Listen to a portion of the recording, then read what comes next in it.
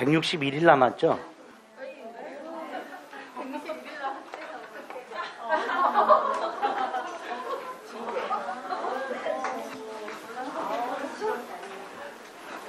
매주 알려드릴게요, 제가.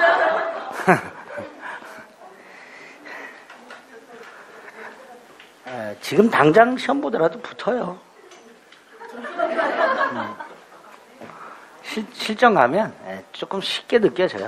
저하고 같이 공부하신 분들은 실전 가면 실전 문제가 되게 쉽게 느껴져요. 빡세게 훈련했기 때문에. 거짓말 같죠?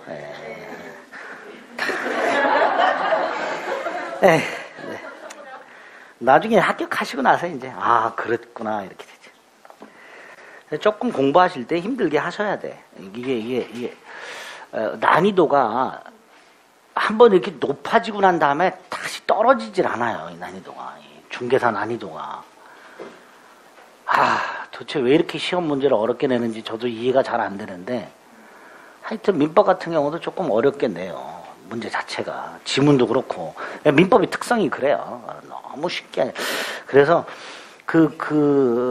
우리 공인중개사 민법 같은 경우 난이도 따지면 넘버 3 들어가요. 중개사가.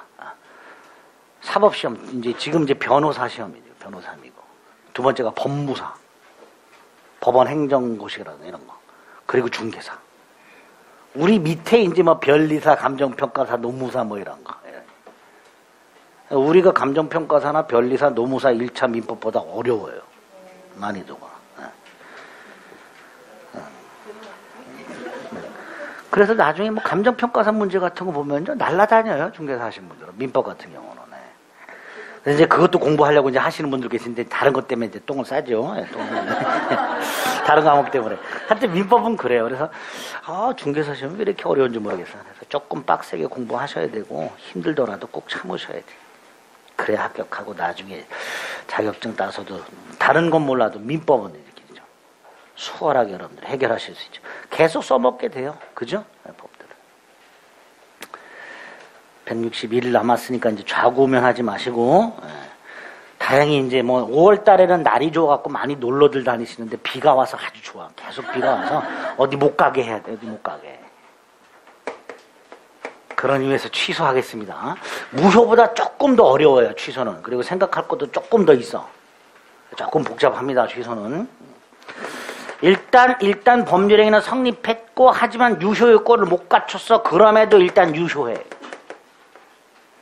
하지만 이렇게 취소를 해야 처음부터 무효가 돼요. 처음부터 무효. 이때 취소는 상대방 동의나 승낙을 받을 필요 없는 일방적 의사표시예요.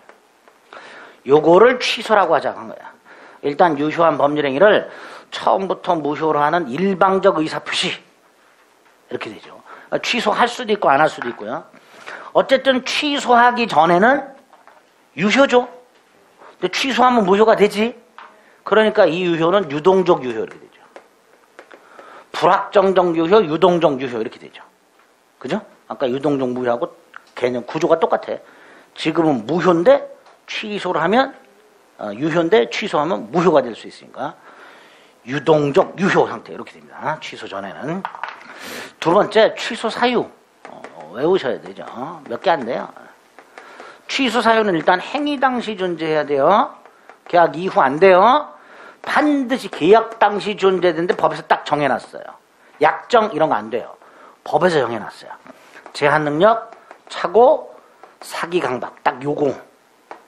미성년자가 부모 동의 없이 계약한 경우, 중요부분에 착오가 있었던 경우, 위법한 기망이나 위법한 강박에 의한 계약 딱 요것만 취소할 수 있다. 요것만. 취소권자도 정해져 있다. 제한능력자, 착오에 의한 의사표시한 자, 사기 강박에 의한 의사표시한 자, 요놈들의 대리인, 승계인의 하나요. 상대방은 안 돼요. 딱 요놈들에 한해서 취소할 수 있다. 세 가지 조심하자 그랬죠. 제한능력자, 예를 들어 미성년자, 부모 동의받아서 계약해야 되는데 동의 없이 계약했다. 부모가 취소할 수 있죠. 미성년자도 단독 취소할 수 있다. 원래 취소도 법률행위죠. 단독행위라는 법률행위니까 미성년자가 취소할 때도 동의받아서 취소해야 되는 거야, 원래는.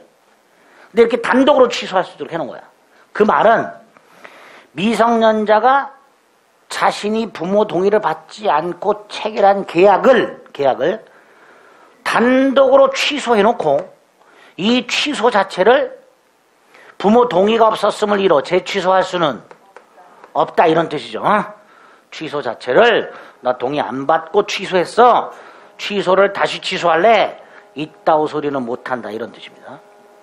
요거 이해됐죠? 이해하셔야 돼요. 대리인, 미성년자의 부모와 같은 법정 대리인, 취소권 있죠? 하지만 임의 대리는 취소권이 본인한테 생겨. 따라서 임의 대리는 원래는 취소권이 없어. 본인으로부터 별도의 수권이 있어야만 취소할 수 있어. 취소권은 본인에게 귀속이 되고 본인이 을에게 임의 대리인에게 야, 취소도 네가 해라, 이렇게 따로 수권을 해야 임의 대리인은 취소할 수 있게 됩니다. 승계인, 갑이 을과 계약을 했는데 예를 들어서 을이 갑을 사기쳤어. 그럼 사기당한 갑에게 취소권이 있죠. 그죠? 사기당한 갑에게 취소권이 있는데 이 상태에서 갑이 사망을 하거나 그래서 병이 상속을 받았어. 포괄승계인. 그럼 당연히 취소권도 승계받겠죠. 그러니까 병의 계약을 취소하면 돼요. 또 하나, 갑이 을과 땅을 매매하는 계약을 했는데 을이 사기쳤어. 갑이 을과의 계약을 취소하지 않고 그 땅을 다시 병한테 팔았어. 이중매매죠. 이중매매잖아. 그런데 그걸 갑과 거래한 병은 이거 취소할 수 있단 말이야. 그 이중매매 상태를 해소할 수 있다. 그래서 갑의 포괄승계인 뿐만 아니라 누구도 특정승계인도 뭐 할 수 있다. 취소할 수 있다. 지금 갑이 병한테 땅을 다시 팔았다면 원래는 이중매매 상태잖아요. 근데 여기에 취소 사유가 있단 말이지. 그거를 갑뿐만 아니라 누구도 갑의 특정승계인도 뭐 할 수 있다. 취소할 수 있도록 해놓은 거야. 병도.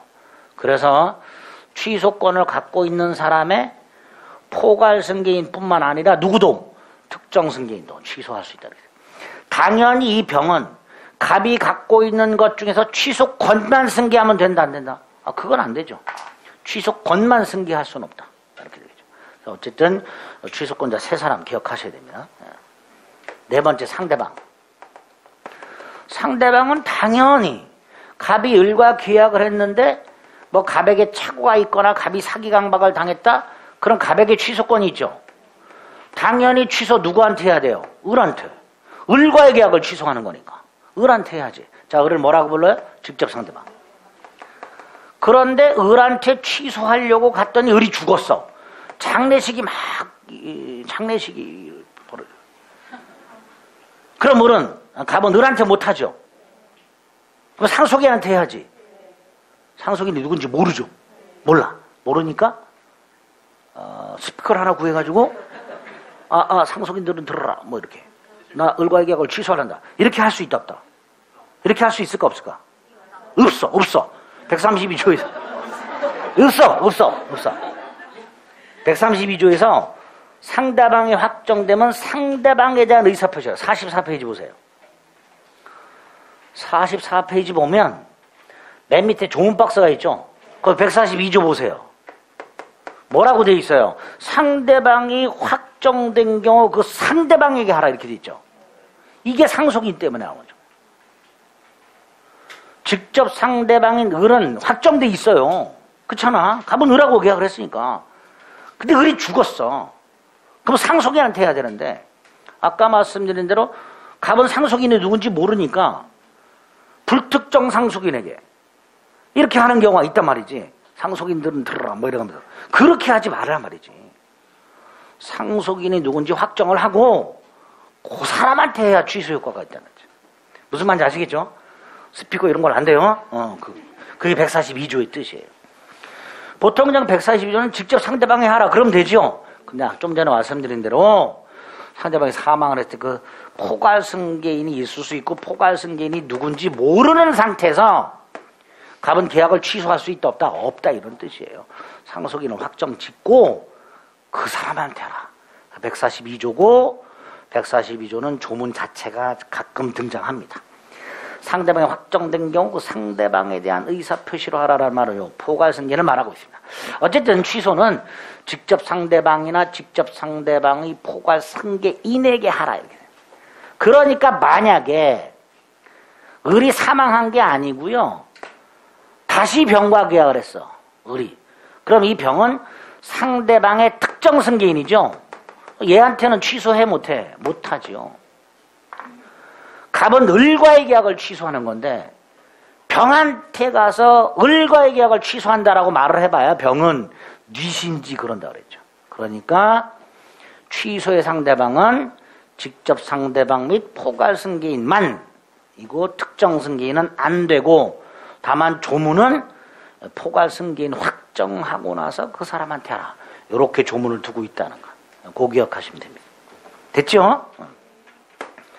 다섯 번째, 자, 취소권을 갑이 갖고 있어. 행사 여부와 관련해서 취소권을 갖고 있다. 취소할지 말지는 취소권자의 자유. 그죠? 취소할 수도 있고 안 할 수도 있고. 만약에 취소를 한다면 일방적으로 한다 그랬어요. 상대방이 종이나 승낙을 받을 필요가 없다 그랬죠. 없다 그랬죠. 세 번째, 의사표시는 기본적으로 두 가지. 분류식. 그러니까 갑이 말로 할 수도 있고 카톡으로 할 수도 있고 문자 보낼 수도 있고 말이죠. 이렇게 할 수도 있죠. 서면으로 할 수도 있고. 분류식. 명시적으로 할 수도 있고 묵시적으로 할 수도 있죠. 의사표시 행사와 관련해서 지문이 나오면 일단 기본이 오죠. 분류식이다. 명시, 묵시 불문한다. 지난주 묵건대리 추인도 본인 추인할 때 명시적으로 할 수도 있고 묵시적으로 할 수 있다. 거기서 묵시적과 그래서 장기간 방치는 추인이 아니다. 이런 것들이 나오고. 이 묵시적 추인이 문제가 돼요. 자, 여기서 묵시적 취소와 관련해서 갑과 을이 계약을 했다. 예를 들어 갑이 갖고 있는 A 토지를 매매하는 계약을 했다. 근데 을이 갑을 사기쳤다. 갑이 사기당한 사실 알고 있다. 이 상태에서 을이 땅 내놔 그랬더니 갑이 거절을 한다. 취소할 생각이 있으니까 거절한 거죠. 취소할 생각이 없다면 거절할 이유가 없잖아. 거절했다는 건 취소가 이미 됐다. 이런 뜻이겠지. 또 사기당해서 땅을 팔고 등기를 넘겨준 상태에서 사기당한 사실 알았어. 그래서 을에게 쫓아가가지고 내가 넘겨준 등기를 반환하라고 청구했어. 그럼 당연히 여기도 취소가 들어있죠. 이렇게 취소를 전제로 하는, 계약을 취소했다는 것을 전제로 하는 거절이나 청구 속에는 취소의 의사표시가 묵시적으로 포함되어 있다. 이렇게 판결하겠죠. 그죠? 그 판례가 또 나오게 됩니다. 어쨌든 취소는 명시, 묵시, 불문. 다섯 번째, 취소를 했어. 언제부터 무효? 처음부터 무효. 이 소급을 한단 말이죠. 그래서 제3자가 문제될 수 있다. 선의의 제3자. 에게 대항할 수 있는 경우도 있고 없는 경우도 있다. 여기도. 아까 절대 무효, 상대 무효하고 똑같이 절대적 취소도 있고 상대적 취소도 있다. 절대적 취소도 있고. 갑과 을이 계약을 취소했을 때, 갑과 을이 계약을 했는데 이 계약을 갑이 취소했을 때 을과 거래한 병, 선의의 제3자 보호되는 경우도 있고 안 되는 경우도 있다. 위에 걸 절대적 취소를 한다. 제한 능력을 이로 취소했을 때. 얘가 미성년자일 때. 미성년자를 선의의 제3자보다 우선해서 보호한다. 따라서 제한 능력을 이유로 한 취소는 선의의 제3자에게 대항할 수 있다. 절대적 취소. 반면에 차고나 사기 강박은 공통적으로 선의의 제3자에게 대항하지 못한다. 상대적 취소. 이렇게 되겠죠. 이게 첫 번째. 두 번째, 무효니까 아직 이행을 하기 전이라면 이행할 필요가 없지. 그런데 이미 이행을 한 상태에서 취소했어. 그럼 돌려주고 받아야지 부당이득 반환. 그 범위가 문제가 된다 그랬죠. 이 부당이득 반환 범위, 원칙이 있고 특칙이 있다 그랬는데 특칙이 우리 시험 범위 두 군데가 있다. 특칙이. 원칙은 우리 시험 범위가 아닌데 특칙 두 개가 우리 시험 범위에 있고요. 하나가 계약 해제 나오고 또 하나가 취소에 나옵니다. 자, 원칙은 간단하게 거스름돈 더 거슬러 받는 게 부당한 이득이라고 그랬어. 그렇죠? 자, 더 거슬러 받은 거스름돈 돌려줘야 되는데 원칙 선악에 따라 반환 범위가 다르다. 선악에 따라 거스름돈을 더 거슬러 받는다는 거를 모르고 받은 사람은 쓰고 남은 것만 돌려주면 되고, 알면서 받은 사람은 받은 거에다가 이자 붙이고 손해까지 배상하라. 이게 부당이득 반환 범위의 원칙.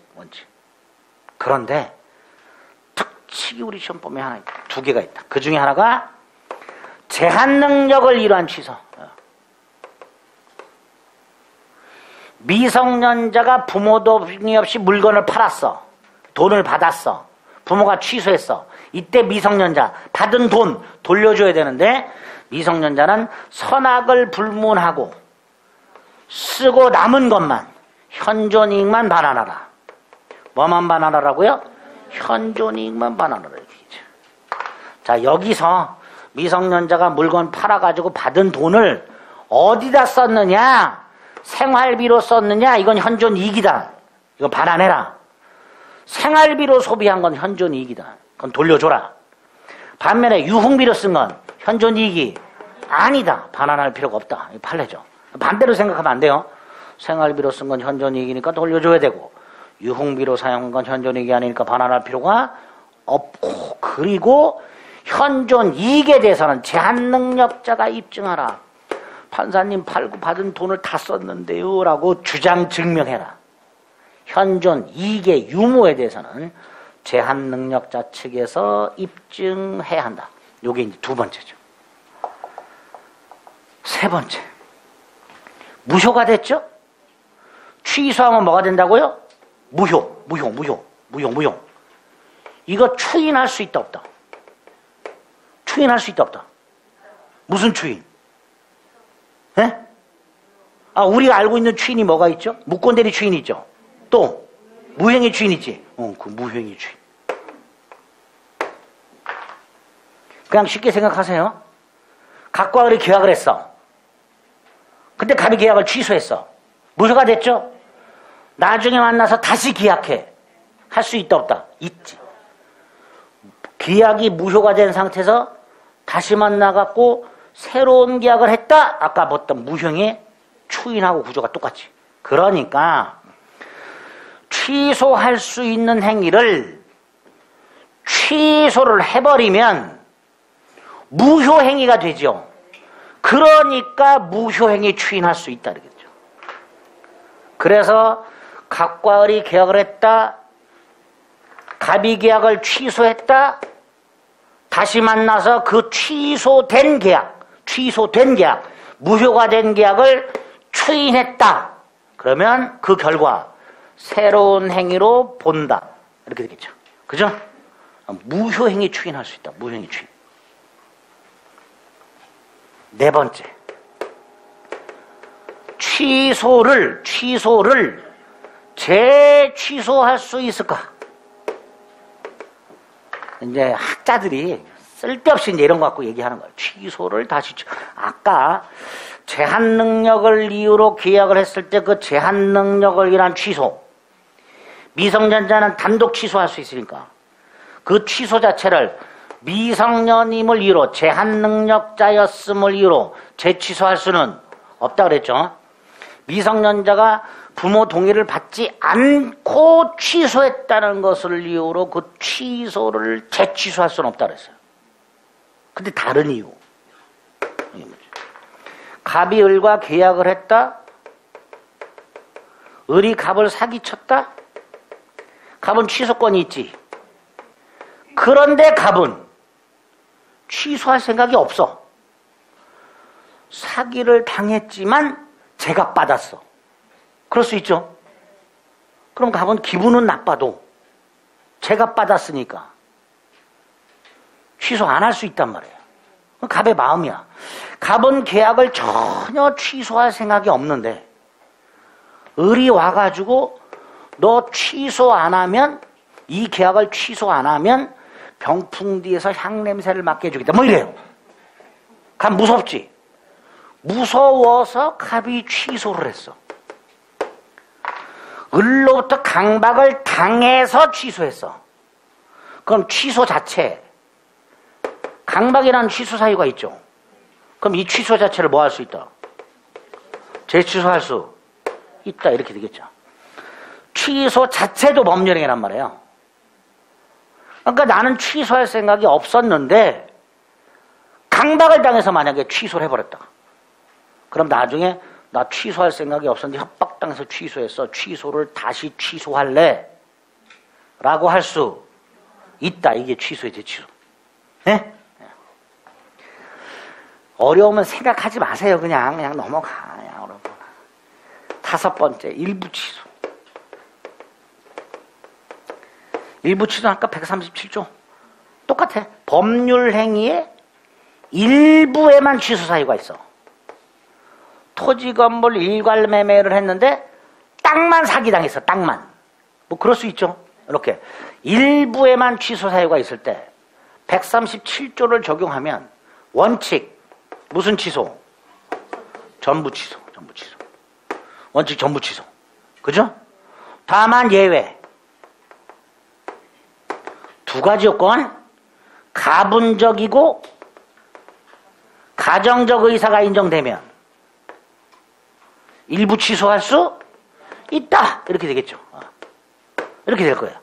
법률행위 일부에만 취소 사유가 있을 때 137조에 따라서 이렇게 처리한다. 아까 근데 계속 말씀드렸지만 요건 2가지 갖춰야 된다 그랬죠? 그 중에 요거와 관련된 거. 갑과 을이 무슨 계약을 했어. 근데 뭐 임차권 양도 계약을 했어.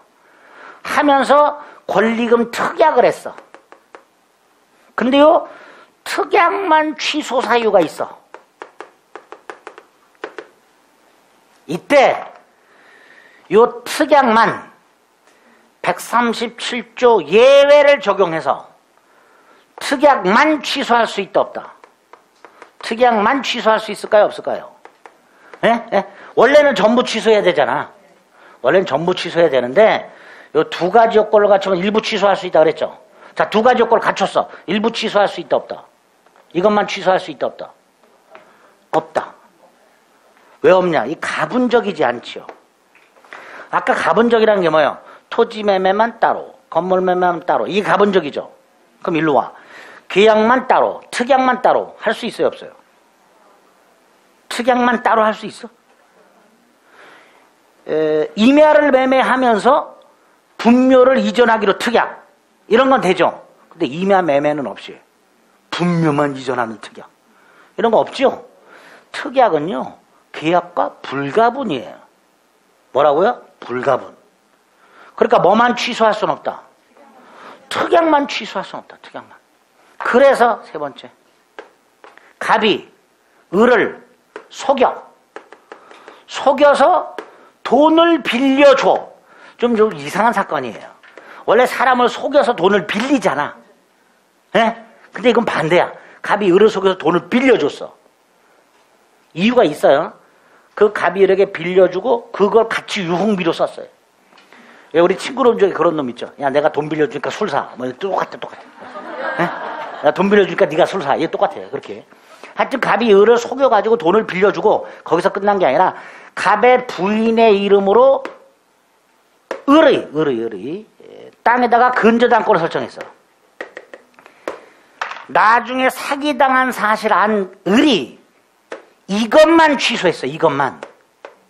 그런데 근저당권 설정 계약은 돈 빌리면서 체결하는 부수적 계약이죠. 돈은 빌리지도 않고 저당권 설정 계약만 하는 경우 있어요 없어요? 없지.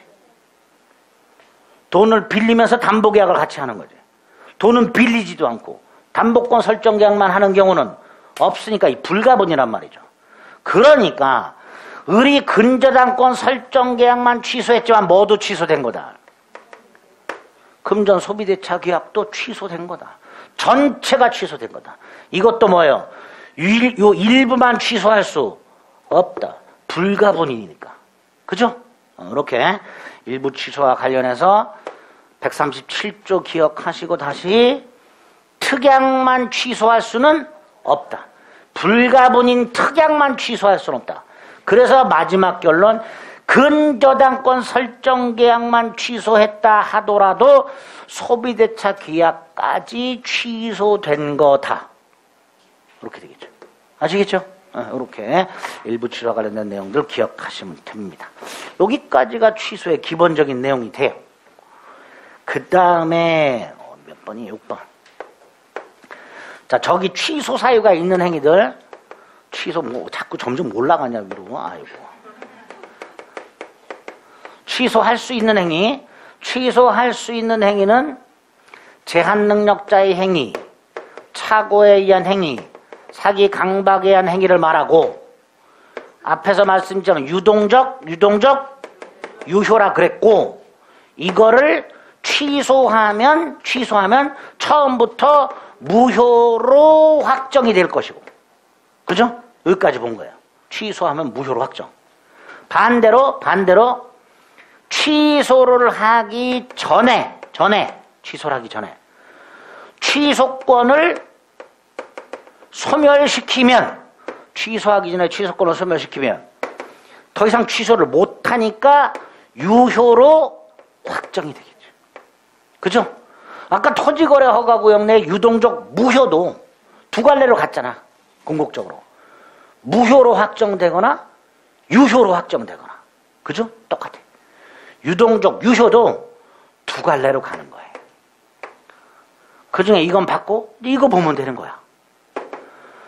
취소하기 전에 취소권을 소멸시키는 방법 3개. 첫째가 취소할 수 있는 행위의 추인. 취소 전 추인, 취소 전. 그러니까 이거는 어디 갔어?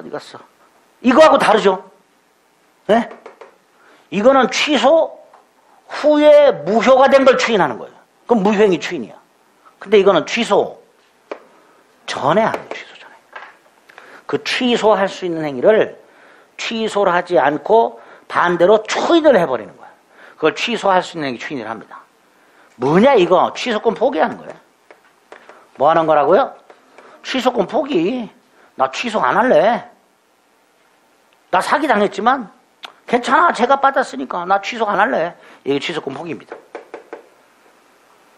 따라서 추인권자는 취소권자가 추인권자가 되는 거예요. 취소할 수 있는 행위를 추인할 수 있는 사람, 취소권자 이렇게 되겠지. 근데 여기 아까 제한능력자 있었죠. 미성년자 있었죠. 미성년자도 추인권을 갖고 있게 돼요. 그러니까 미성년인 상태에서 취소도 할 수 있고 추인도 할 수 있다. 이렇게 돼버려요. 이거 막아야죠. 미성년인 상태에서는 추인 못하게 해야죠. 그래서 제한이 있다. 취소 원인 소멸 후에 해라. 미성년자라면 성년자가 된 후에 추인해라 이런 뜻이에요. 미성년인 상태는 추인할 수 없다. 취소 원인 소멸 후에 해라. 단 미성년자의 부모, 애가 아직 미성년인 상태에서, 즉 취소 원인이 소멸하지 않은 상태에서 뭐 할 수 있다? 추인할 수 있다. 단 법정 대리는 취소 원인이 소멸하기 전에도 애가 아직 미성년인 상태에서도 뭐 할 수 있다? 추인할 수 있다. 당연한 거고. 또 하나, 제한 능력자 중에서 다 안 되고 미성년자하고 한정 후견인, 피성년 후견인은 안 됩니다. 피한정 후견인은 법정 대리인의 동의를 받아서 뭐 할 수 있다?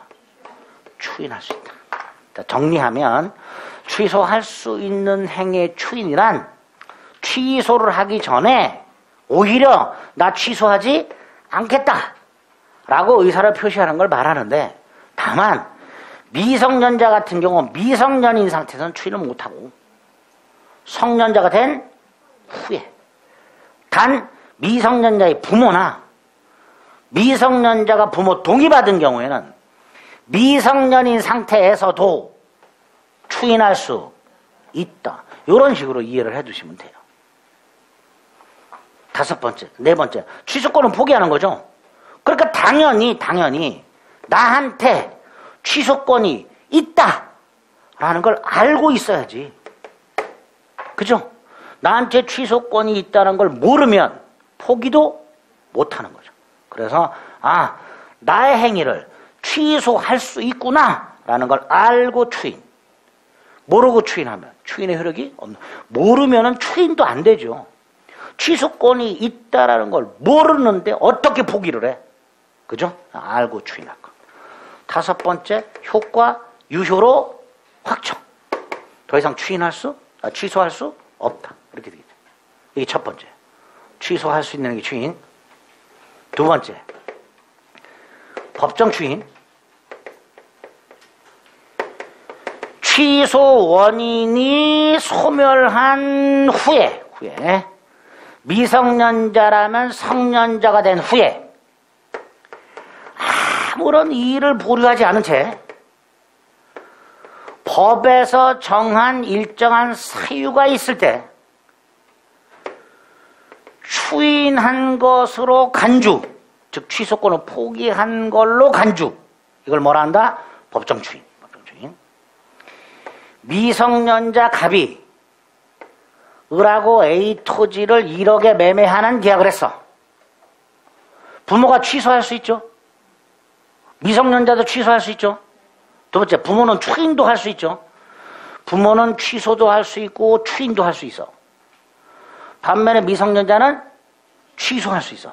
근데 그대로 내깔려두다가 갑이 성년자가 됐어.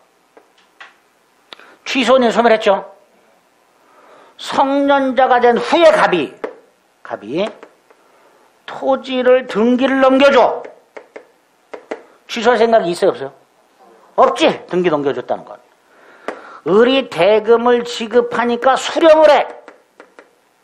취소할 생각이 없는 거죠. 취소할 생각이 있으면 땅을 넘겨줄 이유도 없는 거고 돈을 받을 이유도 없잖아요.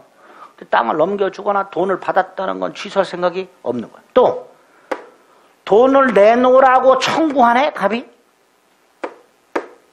역시 취소할 생각이 있는 거예요, 없는 거예요? 없는 거지. 이런 식으로 취소 원인이 소멸한 후에 아무런 단서를 달지 않고 이행을 하거나 이행을 청구하거나 이런 갑의 행동을 봤더니 갑은 취소할 생각이 전혀 없더란 말이죠. 그러니까 취소권을 포기한 걸로 간주하겠다. 이거를 법정 추인이란다. 법정 추인한다. 여기서 법정 추인 사유. 갑이 등기를 이행한 거죠. 대금을 수령, 이행을 받은 거죠. 전부나 일부의 이행. 대금을 청구. 이거 뭐예요? 이행하라고 청구하는 거죠. 이행 청구. 애초에 계약은 1억이었었어요. 근데 성년자가 된 후에 을을 만나가지고 1억 2천만 원으로 대금을 변경했어. 기존 계약 내용을 변경하는 계약을 경계계약이라고 해요. 경계계약. 이것도 추인으로 봐야죠. 기존 계약을 인정한 거니까. 네 번째, 대금을 청구했어. 그랬더니 을이 2달 뒤에 주겠대. 갑이 못 믿겠다. 담보 내놔라. 돈을 받겠다는 거죠. 2달 기다릴 테니까 담보 내놔. 추인으로 봐야 되겠죠. 2달을 기다렸는데 을이 대금을 안 줘. 갑이 제공받은 담보를 경매를 넣어버리네. 이것도 돈 받겠다는 거죠. 갑이 을에 대해서 대금 청구권이 있죠. 그걸 팔아, 갑이. 갑이 을에 대해서 갖고 있는 대금 청구권은 계약을 취소해버리면 소멸하잖아요. 근데 그걸 팔았다는 건 계약을 취소할 생각이 있다 없다? 없다라는 거지. 6가지. 법정 추인 사유. 전이경, 담양강. 전이경, 담양강. 6가지 중에 하나의 사유가 생기면 추인한 것으로 본다. 여기서 조심하실 거. 요 두 놈. 이행 청구하고요. 양도는요. 취소권자가 하는 경우만 법정 추인 사유. 요 두 개는 취소권자가 이행 청구한 경우, 취소권자가 양도한 경우, 요것만 법정 추인 사유. 상대방이 취소권자에게 이행 청구한 경우, 상대방이 권리를 양도한 경우, 이건 법정 추인이 아니야. 그리고 두 놈이 잘 나와요. 특히. 법정 추인 사유 6개가 있고 그 중에서 이행의 청구와 권리의 양도는 취소권자가 한 경우만 법정 추인이다. 머리 꽉 박아서. 그리고 나중에 문제 몇 개 풀면 충분히 맞출 수 있어요. 올해 나올 가능성이 아주 유력해요. 최근에. 다음 중 법정 추인 사유인 것은 아닌 것은 다이렉트로 물어보거나 다음에 사유가 있더라도 취소할 수 있는 경우 이런 식으로. 다음에 사유가 있더라도 취소할 수 있다라는 건 법정 추인이 아니다라는 거죠. 그죠? 문제 물어보는 방식이 좀 이렇게 헷갈리게 물어봐요. 그냥 다이렉트로 법정 추인인 것은 아닌 것은 이렇게 물어보면 참 좋은데 그렇게 물어보지 않고 다음 각 내용 중 이런 사정이 있다 하더라도 취소할 수 있는 경우는 이렇게 물어봐요. 그거는 뒤집어서 법정 추인이 아닌 것은 이렇게 물으라는 거예요. 그러니까 문제를 이렇게 해석도 할 수 있어야 돼요. 아주 구질구질하게 나와요. 어쨌든 이런 걸 법정 추인이라 한다. 근데 이 법정 추인은 추인한 것으로 간주하는 거죠. 그러니까 취소권을 다이렉트로 포기한 것과는 달리 나의 행위를 취소할 수 있다는 것을 굳이 알고 있을 필요는 없지. 그죠? 갑이 나 취소 안 할래라고 다이렉트로 말한 게 아니잖아요. 그러니까 갑이 자기 자신의 행위를 취소할 수 있다는 것을 굳이 알고 있을 필요는 없다. 이렇게 되겠죠. 요거하고 이제 다른 점이죠. 마지막이 취소권 단기 소멸이라고 조문을 암기하셔야 돼요. 취소할 수 있는 행위는 추인할 수 있는 날로부터 3년, 법률행위 한 날로부터 10년 내에 하라. 3년, 10년 가로놓기 나왔었고 언제부터도 나왔죠. 정확하게 암기하자. 추인할 수 있는 날로부터 3년, 법률행위 한 날로부터 10년. 법률행위 한 날은 계약한 날을 의미하고 추인할 수 있는 날은 뭐죠? 취소 원인이 소멸한 날. 왜? 취소 원인이 소멸해야 추인할 수 있다고 그랬으니까 추인할 수 있는 날이란 취소 원인이 소멸한 날이겠죠. 우리 시험에 취소할 수 있는 날로부터 3년 이렇게 나온 적이 있어요. 취소할 수 있는 날부터 3년이 아니고 취소 원인이 소멸한 날, 추인할 수 있는 날. 예를 들어 성년자가 된 날, 그때부터 3년. 됐죠? 정확하게 암기하셔야 돼. 아우 나 뭐 못 외우겠어 그러지 말고 외워야 돼. 그 다음에 3년 10년은 이것도 암기하셔야 돼. 제척기간이라고. 우리 시험 범위는 아니지만 민법에는 권리자가 권리를 일정 기간 행사하지 않으면 권리를 소멸시키는 제도가 2개가 있다고 그랬어요. 소멸시효 기간과 제척 기간. 그 중에 채권은 소멸시효에 걸려. 그리고 이 소멸시효 기간은 중단도 있고 정지도 있어. 반면에 제척 기간은 형성권 행사 기간이 제척 기간이에요. 형성권. 취소권 같은 거. 중단이란 것도 없고요. 정지라는 것도 없어요. 그냥 제척기한이 쭉 지나면 소멸해요. 그리고 법원이 직권조사해. 누누이 계속 말씀드렸죠. 당사자가 주장해야만 판단하는 게 원칙이라고. 그런데 제척기간이 지났는지 여부, 3년이 지났는지 10년이 지났는지 그래서 취소권이 소멸했는지는 당사자가 주장하지 않아도 법원이 직권조사. 요 위에 거는 나중에 매매 예약 가서 한번 써먹을 거고요. 매매 예약 요거는 간혹 지문으로 나와요. 3년, 10년 기간 도과 여부, 당사자 주장이 없어도 법원이 직권으로 조사. 여기까지. 이게 취소예요. 무효보다 조금 복잡하죠? 무효보다 좀 복잡해.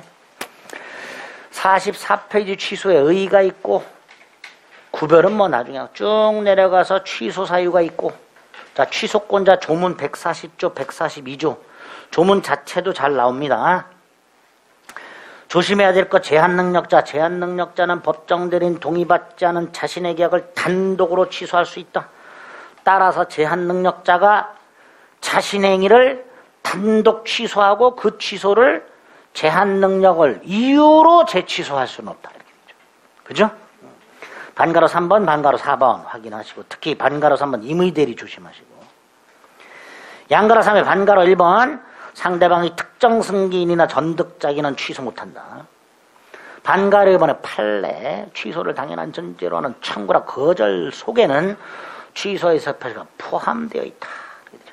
반가로 3번의 일부 취소, 원칙 전부 취소, 예외 일부 취소. 그래서 동그라미 1번에 보면 일부분에만 취소했을 때 가분적이거나 특정될 수 있거나 엔드 가정적 의사가 인정되면 일부 취소 가능하죠. 하지만 5번째 줄 특약만 취소할 수는 없다. 특약만 따로 뗄 수가 없으니까.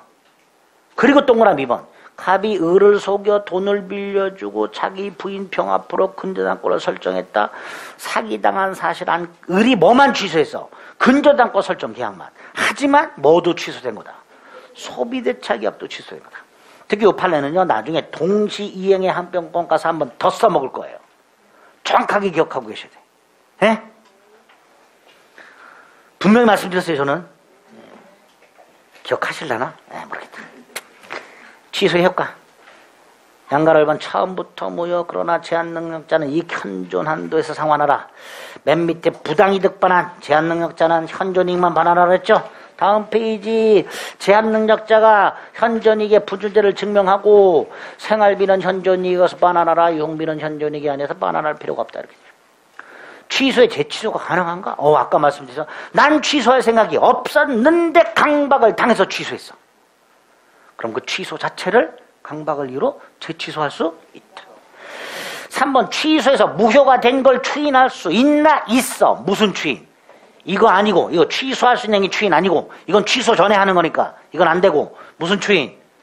무효행위 추인. 그래서 판례 문구가 조금 까다로워요.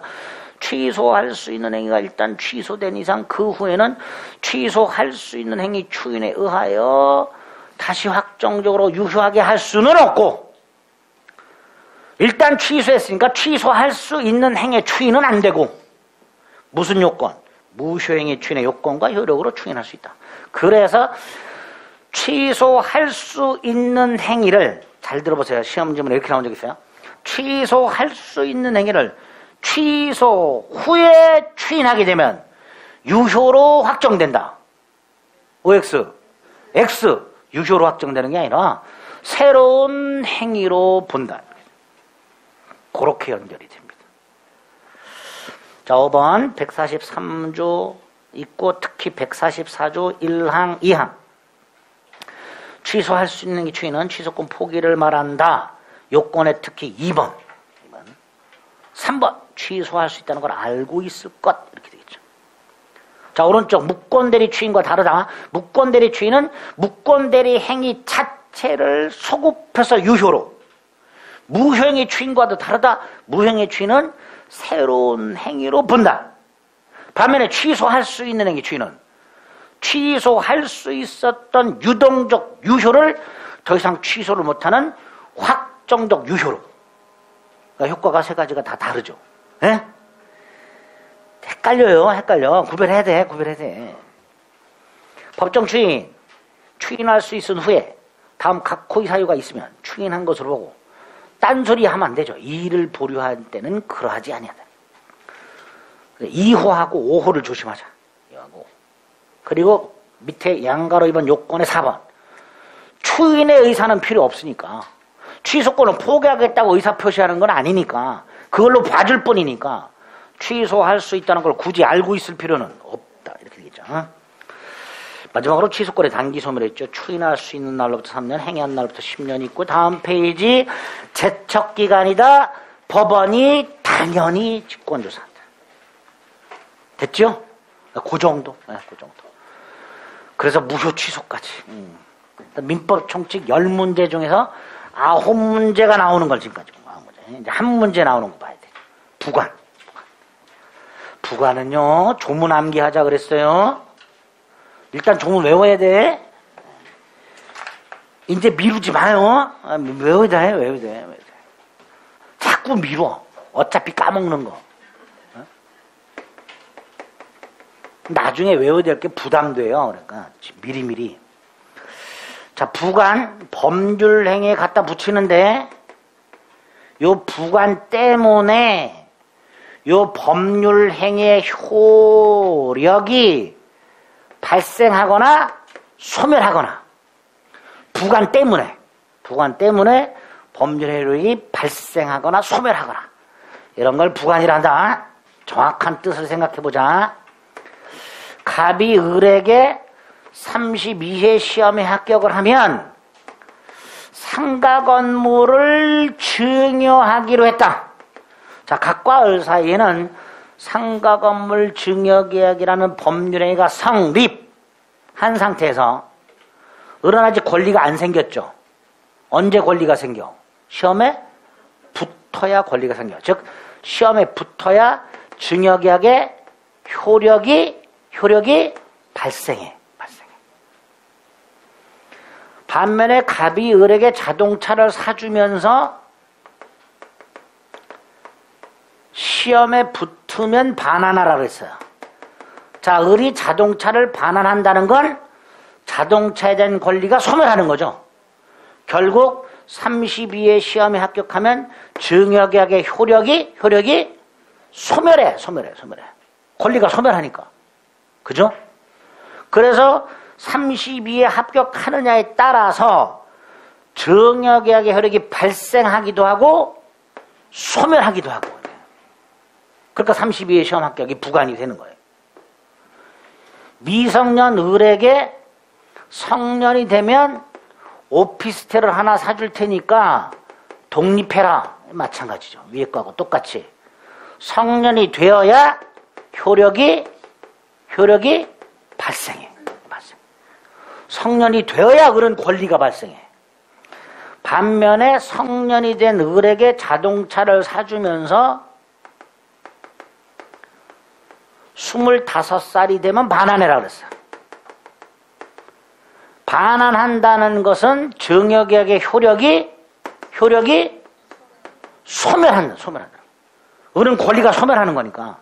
자동차에 대한 권리가 생긴 상태에서 25살이 되면 반환해야 되니까 권리가 소멸하잖아요. 그러니까 증여계약의 효력이 소멸. 효력 발생. 소멸. 효력 발생.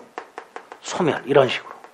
이렇게 증여와 같은 법률행위의 효력의 발생이나 소멸이 장래 발생 사실에 좌우되고 있죠. 그런 걸 부관이라 하자. 그래서 개념 요소가 3가지. 법률행위의 성립과는 아무 상관이 없고, 그죠? 계약은 이미 체결되어 있고, 그 효력의 발생 소멸을 좌우하면서 당사자가 부과한 장래 발생 사실, 이걸 부관이라 하자. 그러니까 과거 사실이나 현재 사실은 부관이 될 수가 없고, 부동산 거래 신고 등에 관한 법률에서 토지 거래 허가국에서는 허가를 받아야 효력이 생긴다. 허가를 받아라. 법에서 요구하는 거. 이것도 부관이 될 수가 없겠죠. 부관의 개념에서는 세 가지. 성립과 관련 없고 법정 조건은 조건이 아니고 장래 발생해야 되니까 현재 사실, 과거 사실, 장래 발생이 불가능한 사실 이런 것도 부관이 될 수가 없다. 이렇게 되겠죠. 유형이 두 가지가 있다. 32의 시험 합격처럼 불확실한 걸 조건이라 하고 성년이 되는 것처럼 확실한 걸 기한이라 하고 조건이 발생하는 걸 조건 성취라 하고 기한이 발생하는 걸 기한 도래라 하자. 이렇게. 그리고 조건이 성취되었을 때 효력이 생긴다. 정지 조건이라 하자. 조건이 성취되었을 때 효력이 소멸한다. 해제 조건이라 하자. 약속한 거예요. 기한 시기라 하자. 종기라 하자. 이렇게. 이미 약속을 한 거예요. 머릿속에 외워야 돼요. 이렇게 부른다. 그리고 나서 조건 보면 되죠. 법률행위 효력 발생 또는 소멸을 좌우할 목적으로 당사자가 부과한 장래 발생 여부가 불확실한 사실. 이렇게 되죠. 불확실한 사실. 그죠? 종류가 정지가 있었고 해제가 있었죠. 정지는 정지 조건이 성취가 되어야 효력이 발생. 요거는 해제 조건이 성취가 되면 효력이 소멸. 이렇게 구별해야 된다 그랬어요. 정조건 관련된 판례 하나. 동산, 소유권, 유보부 매매. 동산을 할부 매매하면서 할부 매매하면서 대금을 완납해야 소유권이 매수인에게 이전. 그래서 대금 완납할 때까지는 소유권이 매도인에게 유보돼 있어. 대금을 완납을 해야 소유권이 이전되는 효력 발생. 그죠? 매매 효력이 뭐예요? 소유권 이전. 그 효력이 언제 생겨? 대금을 완납하면. 그러니까 이게 무슨 조건? 정지 조건. 완납하면 소유권 이전에 효력이 발생하니까 대금 완납을 정지 조건으로 하는 매매. 이렇게 돼요. 대금 완납. 해지 조건. 약혼예물 수수. 갑이 을에게 약혼 반지를 끼워준다. 증여죠? 돈 안 받죠? 증여. 그런데 결혼을 하지 않게 되면 을은 약혼 반지를 반환해야 되지. 반환해야 돼요. 반환해야 돼. 잠수 타면 안 돼. 반환해야 돼. 반환한다는 건 증여계약의 효력이 소멸한다는 거죠. 그러니까 이게 뭐가 되는 거야? 해지 조건. 혼인의 불성립을 해제 조건으로 하는 증여. 위에 거는요, 대금 미납을 해제 조건으로 하는 매매. 요거는 혼인 성립을 정지 조건으로 하는 증여. 이렇게 나온 적이 있어요. 다 틀린 거죠. 대금 완납을 정지로 하는 매매. 혼인의 불성립을 해제 조건으로 하는 증여. 이렇게 됩니다. 이해가 안 되시면 그냥 외우세요. 이제 외워야죠. 그죠? 이제 외울 때야. 세 번째. 조건 못 붙이는 행위.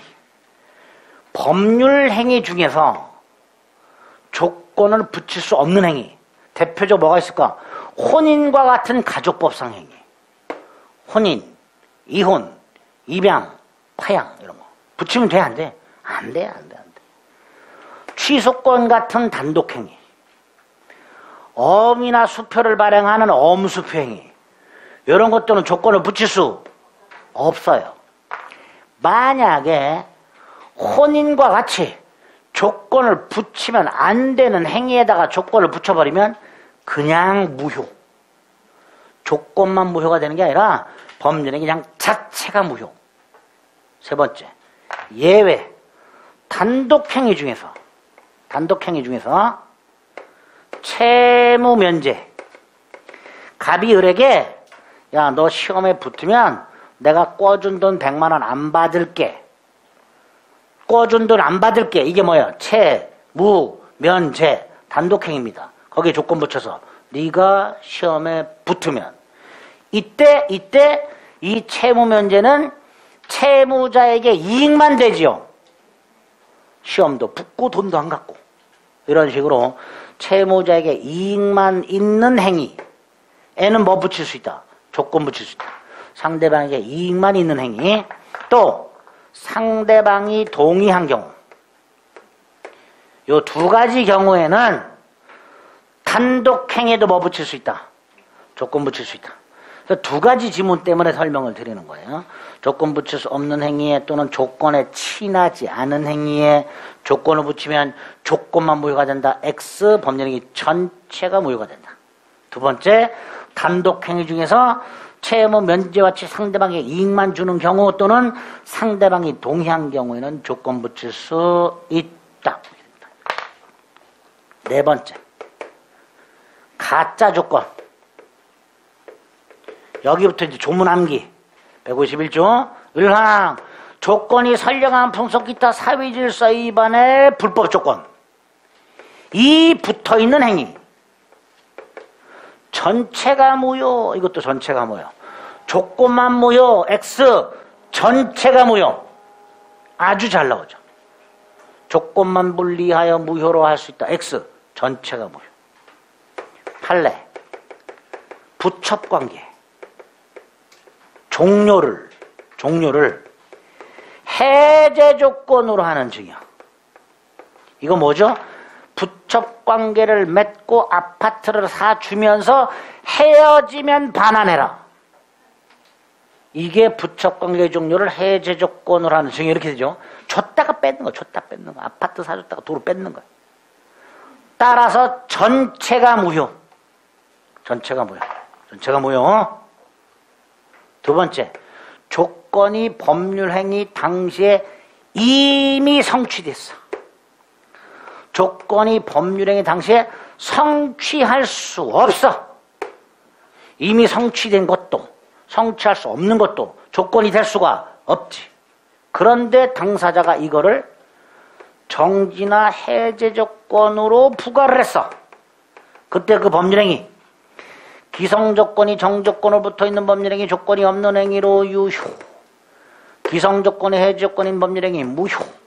불능조건이 정조건인 법률행위도 무효. 불능조건이 해제조건인 법률행위도 조건이 없는 행위로 유효. 공식이니까 외우세요 그랬어요. 기정조, 기해무, 불정무, 불해조 이렇게 외웠다가 문제에서 어떻게 푸는지 같이 훈련해 보시면 돼요. 암기하자.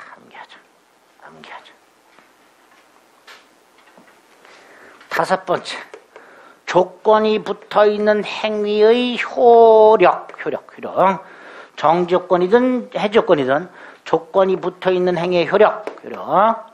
조건 성취 전과 성취 후로 나눠서 조건 성취 전에 148조, 149조, 150조. 갑이 을에게 32회 시험에 합격을 하면 상가 건물을 주겠다. 그래서 을은 상가 건물을 기대하면서 열나 공부하겠죠. 네? 그걸 기대권이라고 해서 정조건부 권리라고 해서 보호를 해요. 기대권, 정조건부 권리. 아직 현실적으로 발생하진 않았죠. 하지만 그걸 기대권으로 보호를 하는 거예요. 어떻게? 갑은 침해하지 마라. 을이 상가 건물을 기대하면서 열심히 공부하고 있는데 갑이 을에게 주기로 한 상가 건물을 팔아먹었다. 그래서 을의 기대를 무너뜨렸다. 이런 거 하지 마라. 기대권, 침해. 만약에 했다? 을은 나중에 시험에 붙고 나서 갑에게 손해배상을 청구할 수 있다.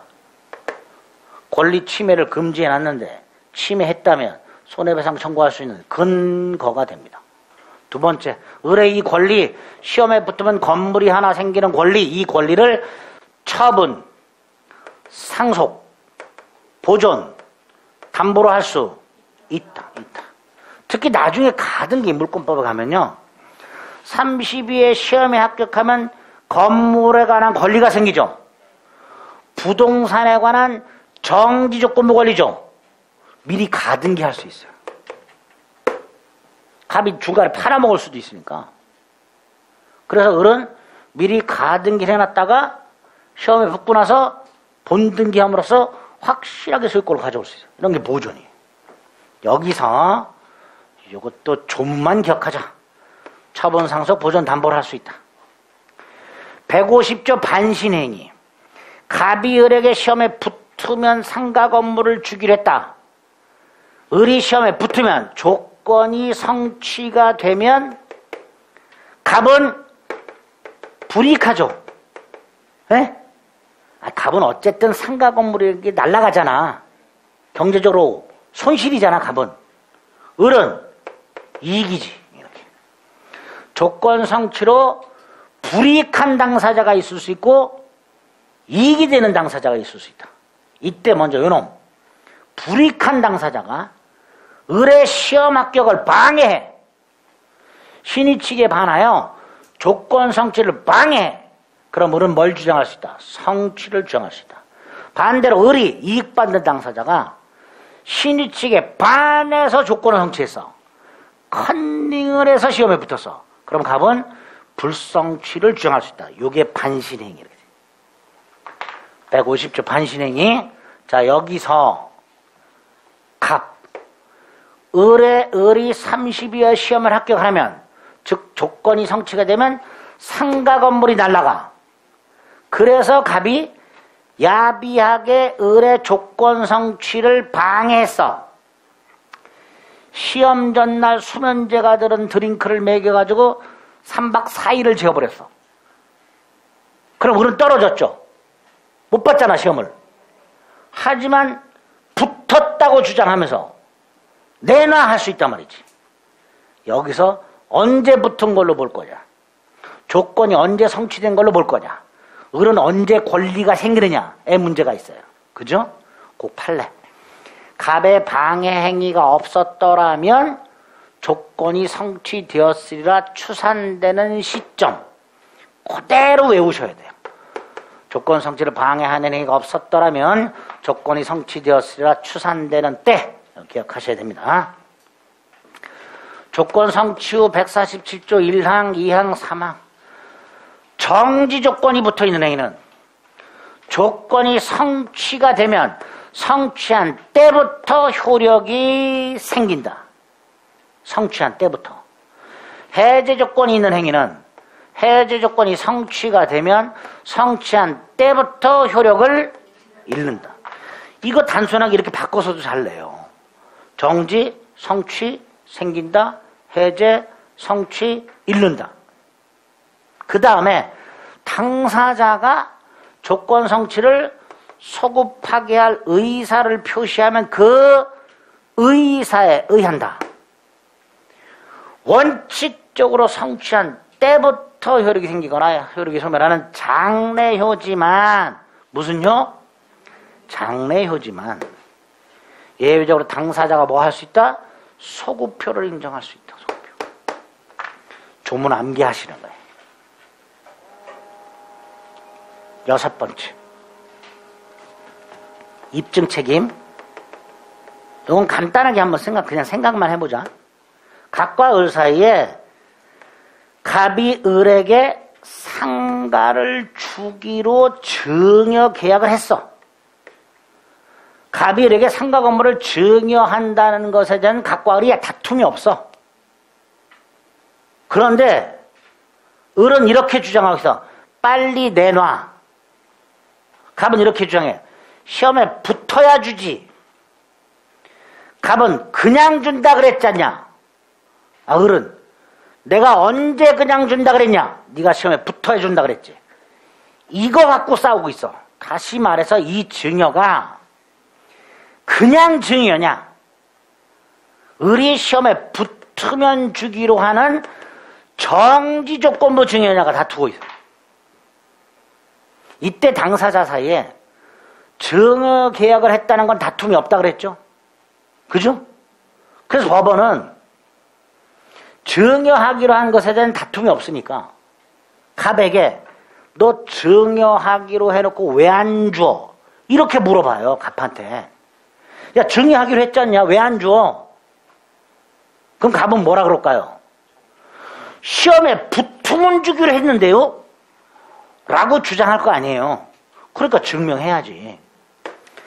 아직 건물을 넘겨주기 싫은 갑, 아직 계약의 효력이 무효라고 주장하고 있는 갑, 이 갑이 정지 조건부 행위라는 걸 증명하라 이렇게 생각해요. 증명하라. 여기까지 됐죠? 자, 두 번째, 갑이 정조건부 행위라는 걸 증명했어. 첫 번째 거는 정조건분이 아니라가 다퉈지고 있고요. 두 번째, 갑이 증명을 했어. 갑이 어떻게 증명해서 을이 시험에 붙으면 주기로 하는 거를 증명했어. 그럼 법원은 이번에는 을한테 물어봐요. 야, 그냥 주는 게 아니잖아. 뭐 네가 시험에 붙으면 주는 거잖아. 그럼 을은 뭐라 그래야 돼요? 붙었는데요. 조건 성취를 주장 증명해야 돼요. 그래서 두 번째, 정지 조건부 행위라면 유효를 주장하는 자가 조건이 성취되었다는 걸 증명해라. 그게 입증책입니다. 좀 어려워요. 이렇게 일단 들어뒀다가 나중에 문제 풀면서 기계적으로 고를 수 있게끔 우리 외우면 되니까 이해놨다가 기계적으로 고를 수 있게 말씀을 드리겠습니다. 여기까지가 조건. 기한 봐야죠. 조금 잠시 쉬었다 보겠습니다.